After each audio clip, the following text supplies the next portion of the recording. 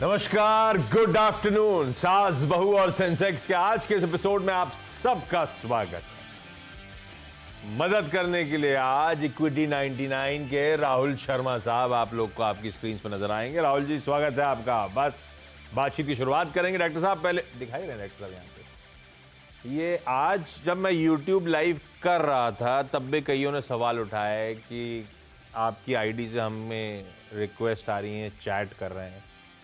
मैं चैट करता नहीं हूँ वैसे, वो अलग बात है। मैंने नहीं भेजे वो मैसेजेस। ये जो आईडी लिखी है स्क्रीन पे, इसको हूबहू देख लीजिएगा। इसमें डेसिमल लग जाना, इसमें 111 की जगह III कर देना, कैपिटल लेटर्स, ये सब होगा।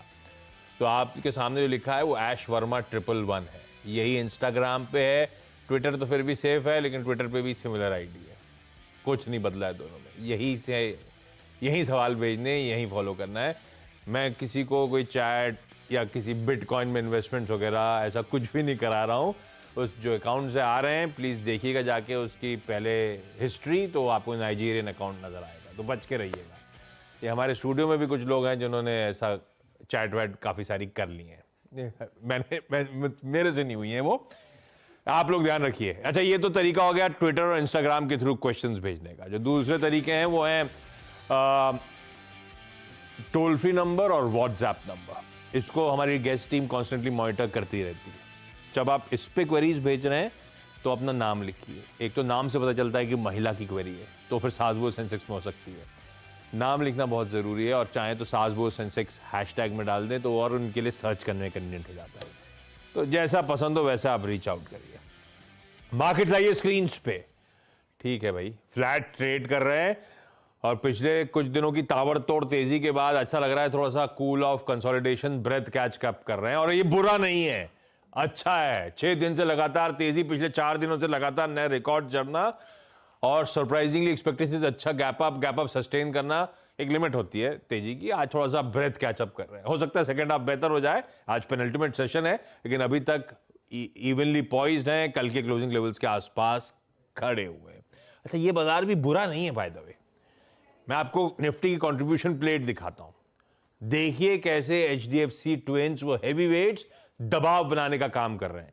HDFC बैंक का इंडिविजुअल स्टॉक भी स्क्रीन पर किया। डायरेक्टर साहब, आज सुबह ही मैं कह रहा था क्यू ऑन क्यू देखिए, क्वार्टरली अपडेट कमजोर लग रहे हैं। HDFC बैंक में बहाना बन गया ये। पिछले कई दिनों की तेजी के बाद 3% दबाव में HDFC बैंक जैसा चलेगा, क्योंकि उसका विलय, क्योंकि HDFC लिमिटेड का विलय इसमें होना है, अब वो भी टैंडम में मूव करता है, तो वो भी प्रेशर में। तो दोनों हैवी वेट दबाव में है, पर उसके बावजूद हमारा निफ्टी फ्लैट है, क्योंकि पार्टिसिपेट मदद कर रहा है कोई ICICI बैंक, आज कोई ITC, कोई HUL, ये सब वो स्टॉक्स हैं, कोई ना कोई आ रहा है मदद करने के लिए। ये अच्छी बात है। खैर, एक और अच्छी चीज बता देता हूं। आमतौर पे ब्रॉडर मार्केट्स बाद में बताता हूं, लेकिन अच्छा है क्योंकि आज सुबह सीधे सौदा में चर्चा हो रही थी। अतिन जब मेंशन कर रहे थे कि कल मार्केट मिड कैप थक गया था, दबाव में था। मिड कैप्स इक्वली स्ट्रांग आज बाउंस बैक कर गए।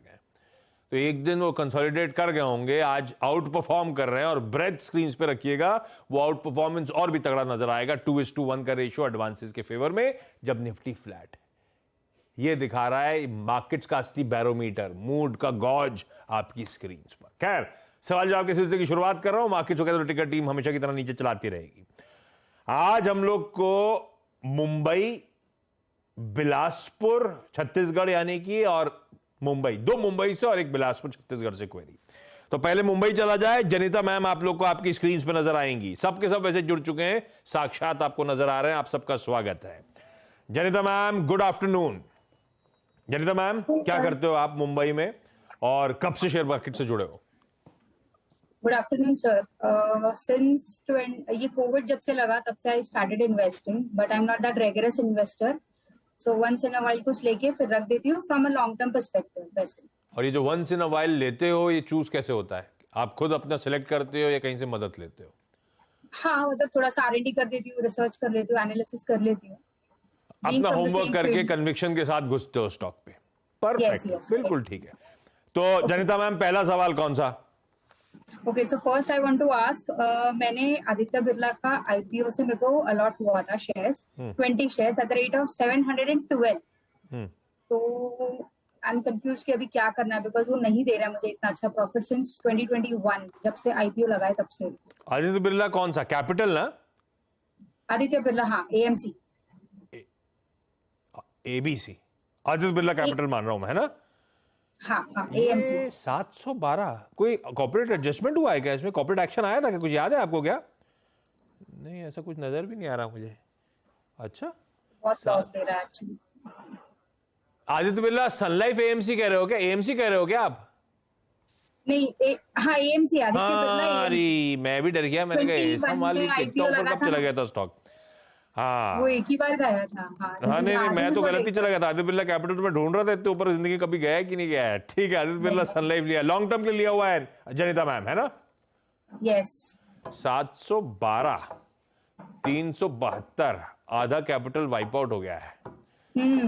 और जब लिया था तो पढ़ लिख के लिया था। तो ये ठीक तो है। मुझे IPO में अलर्ट हो गया था, नहीं अच्छा, चाहती थी IPO बट अलॉटमेंट अलर्ट है। हो गया। तो राहुल जी, दुविधा दूर करिए भाई, IPO का माल था। सब कहते हैं IPO में भाई लक्की हो जाता है जिसको माल मिलता है, या तो अनलक्की मामला हो गया, आधा हो गया वैल्यू। कैसा लग रहा है आदित्य बिरला सन लाइफ? कोई होप्स या नहीं?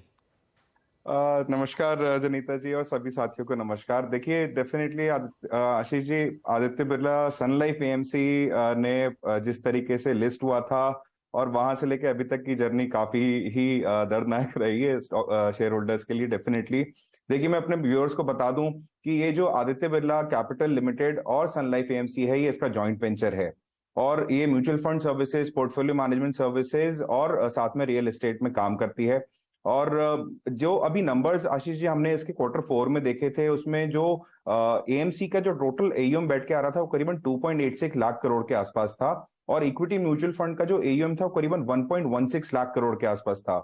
और इन्होंने इसी फाइनेंशियल ईयर में करीबन 7 लाख नए फोलियोज भी ऐड किए, जिसके चलते करीबन इनका जो टोटल फोलियो साइज हो गया है वो करीबन 80 लाख के आसपास हो गया है। मार्च 2023 के नंबर है ये।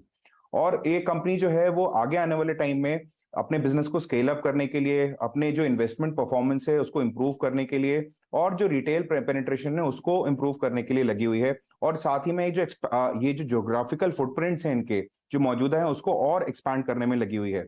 मेरा मानना है कि देखिए, ऑलरेडी आप काफी टाइम से होल्ड कर रहे हैं जनिता मैम, और मुझे लगता है कि अभी इन करंट पोजीशन पे आपको इसको और होल्ड करना चाहिए। आने वाले समय में आपको इसके जून क्वार्टर के भी नंबर आते हुए दिखेंगे, वहां पे आप अगर इसको दोबारा रिव्यू कर सकें तो ज्यादा बेटर रहेगा। नंबर्स जैसे आते हैं उसके अकॉर्डिंगली हमको आगे की जर्नी प्लान करना पड़ेगा। अभी जो करंट सिचुएशन है उस पर मुझे लगता है कि जो टेक्निकल जो सिग्नल्स हमें दिख रहे हैं वो काफी वीक है, इसलिए मैं आपको अभी एवरेजिंग की भी सलाह नहीं दूंगा। मेरा मानना है आप थोड़ा और वेट करें, जून क्वार्टर के नंबर देखें और फिर दोबारा से एक बार रिव्यू करें। जून क्वार्टर के रिजल्ट सामने खड़े हैं, एक बार उसको देख लें, उसके बाद रिविजिट करेंगे स्टॉक को। बिलासपुर जा रहा हूं, श्रेया मैम स्क्रीन पे। Shreya ma'am, good afternoon. Shreya ma'am, आप कब से शेयर बाजार से जुड़े हो? क्या करते हो बिलासपुर में आप मैम? सर हम हाउस वाइफ है। हाँ, हम 1 ईयर ही हुआ है शेयर मार्केट से जुड़े हुए। कैसा रहा पिछला 1 साल? पैसा घर आ रहा है नहीं आ रहा है? सर हाँ सर, अच्छा रहा। अरे वाह। और 1 साल जो कोविड के सब घुसे थे उनके लिए 1 साल चैलेंजिंग था लास्ट का, आपके लिए वो वही अच्छा रहा, तो फिर आप बढ़िया हो गए, हाथ मंज गए आपके। श्रेया मैम, पहला सवाल कौन सा? सर आरती इंडस्ट्री के बारे में पूछना चाहिए। सर मैंने आरती इंडस्ट्री के 50 शेयर खरीदे हैं, जिसको मैंने 498 में परचेज किया। तो सर पूछना चाहिए कि वो लॉन्ग टर्म के लिए अच्छे रिटर्न दे सकते हैं या नहीं। बहुत तगड़ा करेक्शन, बहुत सॉलिड रेट हुआ, फिर करेक्शन में है ये।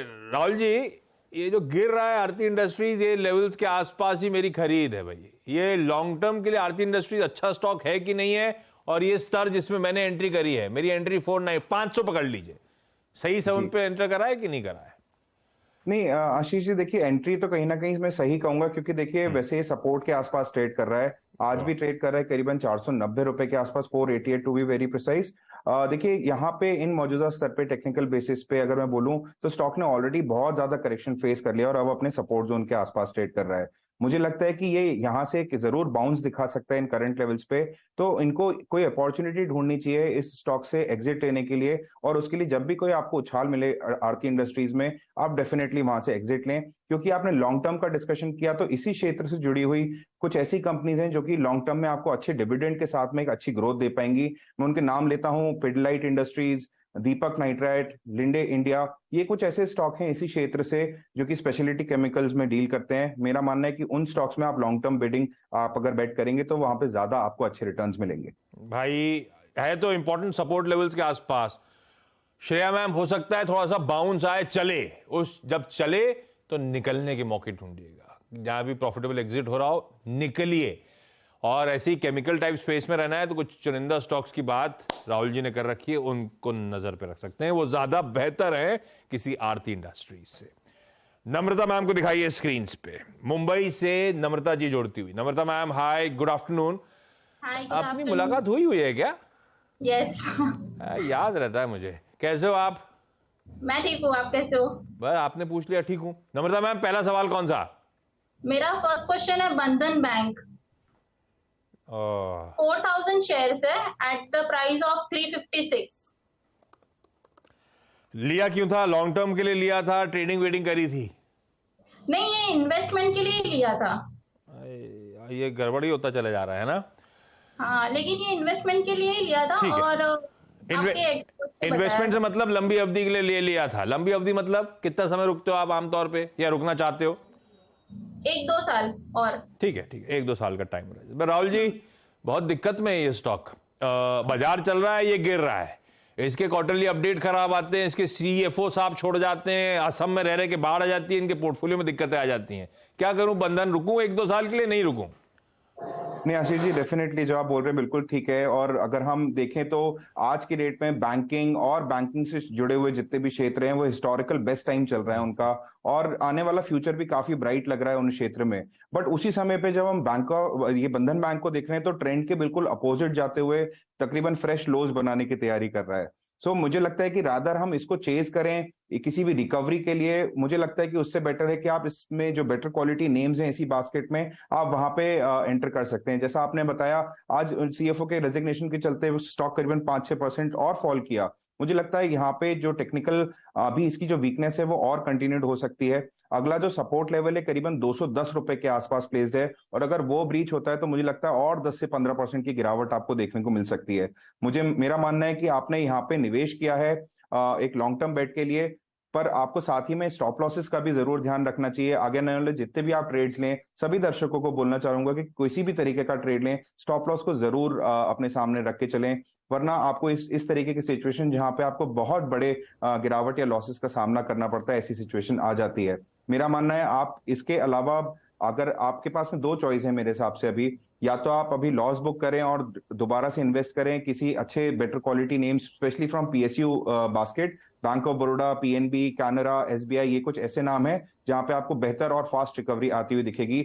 नहीं तो आप जून क्वार्टर के भी रिजल्ट्स के आप अपडेट का वेट कर सकते हैं। अगर कुछ नए मैनेजमेंट की तरफ से कमेंट्री आती है और अगर वहां पे कुछ अगर पॉजिटिव्स लगता है तो डेफिनेटली आप उसको फिर आगे फर्दर कंटिन्यू कर सकते हैं या फिर दोबारा रिव्यू कर सकते हैं। अभी के लिए हाल फिलहाल आप होल्ड करें और जून क्वार्टर के लिए आप वेट करें। और अगर आपसे अभी हो रहा है तो आप, मुझे लगता है कि आप बेटर क्वालिटी नेम्स जैसा मैंने बताया, bank of Baroda, PNB, Canara bank, इन जगह पे निवेश कर सकते हैं। क्विकली एक सवाल और ले रहा हूं, समय खत्म होने की तरफ बढ़ रहा है। जनिता मैम, अगला सवाल। So again, it is an IPO share only. Heberna 15 share at the rate of 815 पे मिला था, अलॉट हुआ था, एक लॉट। हिरनबा इंडस्ट्रीज, यार ये नहीं, not this, हेबरना। यस, ये भी 2021 में इसका आईपीओ आया था। हेबरना, डॉक्टर साहब कोई है क्या अपने पास हेबरना? एच स्पेलिंग क्या है मैम? HERANBA। हाँ ठीक है, जो आप कहो मैं अलग कहूं, नाम में क्या रखा है? है यही राहुल जी, यही वाला जो है, इस पर व्यू क्या है? जो आईपीओ लगा सब आधा हो गया है माल। जी, हिरनबा मेरे पोर्टफोलियो में ऐसे है जो लॉस ही दे रहे हैं। There is one more, we will discuss later. और जो चलते हैं वो आईपीओ मिलते नहीं हम लोग को, किस्मत ही खराब है हम रिटेल की। राहुल जी क्या करें? देखिए, जो स्पेस है आशीष जी, एग्रोकेमिकल स्पेस, वो काफी ज्यादा परफॉर्मेंस नहीं दिखाई है, ऑल्दो काफी लाइक पोटेंशियल रखती है स्पेस। और चूंकि ये बहुत हायर लेवल से होल्ड कर रहे हैं, मुझे नहीं लगता कि इनको अभी एवरेजिंग करनी चाहिए। मुझे लगता है अभी हमें एवरेजिंग से पहले बहुत श्योर होना जरूरी है स्पेस के अंदर। मुझे लगता है कि आने वाले दिनों में आपको इनके और अनाउंसमेंट्स पे ऊपर वर्क करना चाहिए। वैसे भी अभी जितने भी रिजल्ट्स हैं क्वार्टरली वो आने वाले हैं, मुझे लगता है उनको देख के आप दोबारा रिव्यू करें। लास्ट 3 से 4 क्वार्टर में यहाँ पे परफॉर्मेंस उतनी अच्छी नहीं रही है, प्लस वॉल्यूम्स भी स्टॉक के अंदर काफी ज्यादा कम है। तो मुझे लगता है कि आपको थोड़ा सा और इंतजार करके इनके नए रिव्यू जो अनाउंसमेंट आए उन पे आप जरूर गौर दें और दोबारा रिव्यू करें। श्रेया मैम, अगला सवाल। Yes sir. Sir black road industry के बारे में पूछना चाहिए कि वह लॉन्ग टर्म के लिए होल्ड किया जा सकता है या नहीं। अगर मैंने अपने हिसाब से रिसर्च किया है ना, तो मुझे उसके फंडामेंटल मेरे को नाम समझ में नहीं आया। Black stone, black rose industry. ये कहां से ढूंढ रहा है? ब्लैक रोज आपने स्टडी करा है? ब्लैक रोज हाँ सर। ये स्टडी करते करते कैसे ब्लैक रोज में पहुंच गए? 139 रुपीज का जो है ना, हाँ, ये यहाँ पे कैसे पहुंच गए आप? वो निफ्टी के 50, निफ्टी के 100, 500 इन सबको छोड़ के और आगे बढ़ गए क्या? सर ऐसे ही अच्छा लगा ये? अच्छा लगा फंडामेंटली या टेक्निकली, क्या था? हमको अच्छा लगा, बट आपसे पूछना चाहते कि वो मुझे तो पता नहीं है, मैं तो 2 बार नाम पूछा आपसे, तो मैं राहुल जी पे ही छोड़ देता हूं। राहुल जी, यार ब्लैक रोज इंडस्ट्रीज नेम आशीष जी। और देखिए जिस तरीके से मैं अभी टेक्निकल चार्ट्स पे ही सलाह दे पाऊंगा, काफी ज्यादा गिरावट ऑलरेडी स्टॉक फेस कर चुका है और एज सच कोई बड़े मूव्स यहाँ से मुझे नहीं लगते। वॉल्यूम्स का पार्टिसिपेशन भी काफी कम है। मेरा मानना है कि आप यहाँ से एक मतलब अगर आपको लॉन्ग टर्म का अप्रोच नहीं है तो आपको डेफिनेटली यहाँ से एग्जिट करना चाहिए।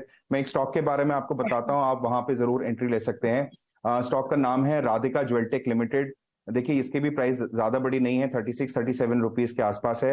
मार्केट कैपिटलाइजेशन इसकी अच्छी है और जानी जाती है अपने जेन्युइन गोल्ड और डायमंड ज्वेलरी के लिए। और रिसेंट में इन्होंने नंबर्स भी बहुत अच्छे पोस्ट कर रखे हैं। और टेक्निकल बेस पे अगर बताऊं राधिका ज्वेलटेक के बारे में, तो मुझे लगता है कि यहाँ पे एक अपवर्ड राइजिंग चैनल में ट्रैवल कर रहा है ये। और ये 39-40 रुपीज को जैसे ही क्रॉस करेगा तो वहां पे आपको बहुत अच्छे मूव्स इसमें आते हुए दिखेंगे, तो आपका अच्छा पैसा भी बन सकता है। टारगेट रहेगा 55 रुपए का, स्टॉप लॉस रहेगा 31 रुपीज का राधिका ज्वेलटेक के अंदर।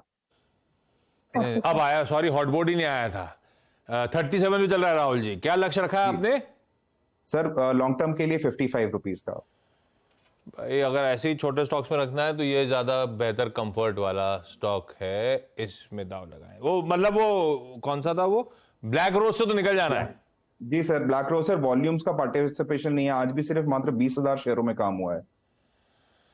ठीक है, ये एक विकल्प आपकी स्क्रीन पे। चलिए इस नोट पर एक काम करा जाए, शो समेटा जाए। मैं समेट इसलिए भी रहा हूं, कुछ ही देर में एक मारुति की एमपीवी का लॉन्च होना था, उसका इंतजार कर रहा हूं। गाड़ी इमेज दिखेगी, राहुल जी आप भी देखते रहिएगा।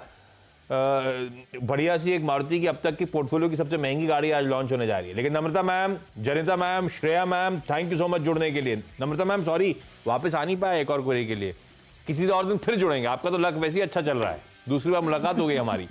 और Rahul ji thank you so much, बढ़िया तरीके से सारी क्वेरीज हमारे लिए सॉल्व करने के लिए। क्विकली थोड़ा सा ब्रेक के उस पार मार्केट चेक, और मैं इंतजार कर रहा हूं वो एमपीवी, नहीं तो लाइव विजुअल्स वहां से दिखाई दूंगा आपको। लौट के आइए।